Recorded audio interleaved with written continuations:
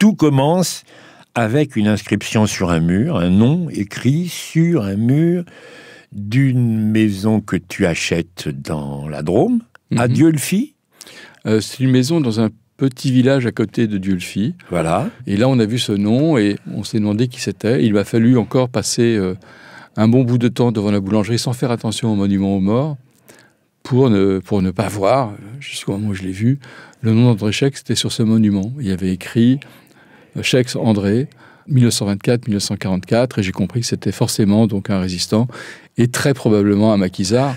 Petit à petit, tu tires des fils, les associations d'anciens combattants, TED. La NACRE. La NACRE. Association nationale des anciens combattants et résistants. Voilà. De la Drôme, qui me donne une petite boîte qu'il retrouve, qui est une... Il savait même pas qu'il l'avait, je pense. C'est en recherchant qui était André Scheck qu'il me retrouve une boîte avec marqué André.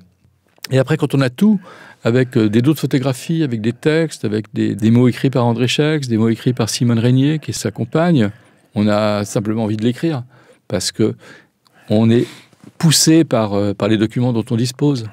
Je suis pas tout à fait certain de mon propre destin si j'avais vécu cette période. Oui. D'où aussi la nécessité dans laquelle je me suis trouvé lorsque je suis confronté à un jeune homme qui meurt à 20 ans, de savoir ce que moi-même j'aurais pu faire. C'est une démarche naturelle que Pierre Bayard avait fait très bien dans un livre qui s'appelait « Aurais-je été résistant ou bourreau ?», où il pose la question de ce qu'on appelle la personnalité potentielle. Qu'est-ce que c'est que notre personnalité potentielle ? Galvanisé, il restaure la République, défile, accroche des drapeaux tricolores aux fenêtres.